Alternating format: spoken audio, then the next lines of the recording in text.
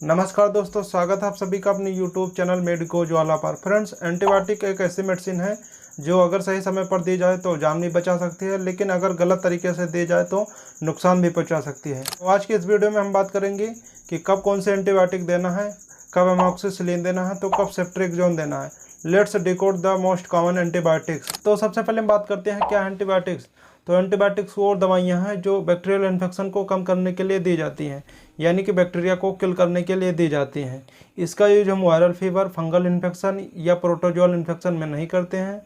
हर antibiotics का अपना अपना स्पेक्ट्रम और डोज होती है। स्पेक्ट्रम दो तरीके से होते हैं, ब्रॉड स्पेक्ट्रम और नैरो स्पेक्ट्रम। तो बैक्टीरिया दो तरीके के होते हैं, ग्राम पॉजिटिव और ग्राम नेगेटिव। जो एंटीबायोटिक्स ग्राम पॉजिटिव और ग्राम नेगेटिव बैक्टीरिया को किल करती हैं, दोनों को किल करती हैं, वो ब्रॉड स्पेक्ट्रम एंटीबायोटिक्स होती हैं।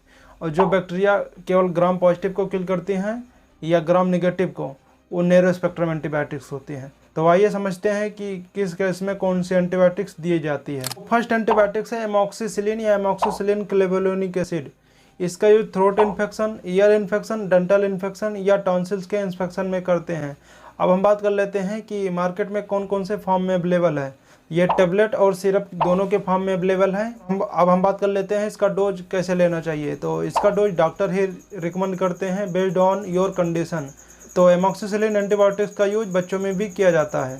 सेकंड एंटीबायोटिक्स है एजिथ्रोमाइसिन। इसका use upper respiratory tract infection में, टाइफाइड में, स्किन इन्फेक्शन के कंडीशन में करते हैं। अब हम बात कर लेते हैं कि मार्केट में किस फॉर्म में अवेलेबल है। तो एजिथ्रोमाइसिन टेबलेट और सिरप दोनों के फॉर्म में अवेलेबल है। सिरप बच्चों के लिए दी जाती है और टेबलेट जो होते हैं बड़ों के लिए दी जाती है। इसका यूज बच्चों और बड़ों दोनों में करते हैं। वो डॉक्टर ही रिकमेंड करते हैं बेस्ड ऑन योर कंडीशन और इन्फेक्शन। नेक्स्ट एंटीबायोटिक है सिफेक्जिम। इसका use UTI infection, typhoid fever, paediatric fever के कंडीशन में करते हैं। अब हम बात कर लेते हैं कौन कौन से फॉर्म में मार्केट में अवेलेबल है। तो ये टेबलेट और सिरप दोनों के फॉर्म में अवेलेबल है। सिरप बच्चों में दी जाती है और टेबलेट बड़ों में यूज की जाती है। अब अगर हम इसके डोज की बात करें तो डॉक्टर रिकमेंड करते हैं based on your condition. Next antibiotic है सेफ्ट्रिक्सोन। इसका use serious infection like high grade fever, typhoid, pneumonia जैसे कंडीशन में इसका यूज करते हैं। तो अगर हम इसके फॉर्म की बात कर लें तो केवल इंजेक्शन फॉर्म में अवेलेबल है। डोज डॉक्टर के एडवाइस पर ही लेनी चाहिए। नेक्स्ट एंटीबायोटिक्स है सिप्रोफ्लॉक्सासिन या ओफ्लॉक्सासिन। इसका use UTI infection, gastroenteritis, diarrhoea जैसी कंडीशन में करते हैं। अगर हम इसके फॉर्म की बात करें कि किस फॉर्म में मार्केट में अवेलेबल है, तो ये ड्रॉप, सिरप, टेबलेट तीनों के फॉर्म में अवेलेबल है। तो ड्रॉप जो होते हैं ईयर इन्फेक्शन या आई इन्फेक्शन में यूज किया जाता है। जो टेबलेट होते हैं बड़ों में यूज किया जाता है, और जो सिरप होता है वो छोटे बच्चों के लिए दिया जाता है। अगर हम इसके डोज की बात करें तो डॉक्टर प्रिस्क्राइब करते हैं based on your condition. Next antibiotics है मेट्रोनिडाजोल। इसका डायरिया में, डायसेंट्री में, डेंटल इन्फेक्शन जैसे कंडीशन में करते हैं।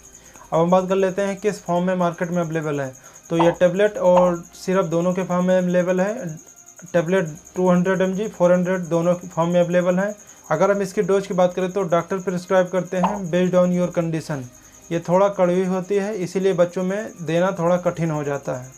एंड लास्ट एंटीबायोटिक्स है मोक्सिफ्लॉक्सासिन, लिवोफ्लॉक्सासिन। इसका use severe respiratory infection, pneumonia, sinus जैसे इन्फेक्शन में करते हैं। इसमें हाई रिस्क होता है रेजिस्टेंस का, तो इसलिए मोक्सिफ्लॉक्सासिन या लिवोफ्लॉक्सासिन का यूज लिमिटेड किया जाता है। बात कर लेते हैं एंटीबायोटिक रेजिस्टेंस क्या होता है।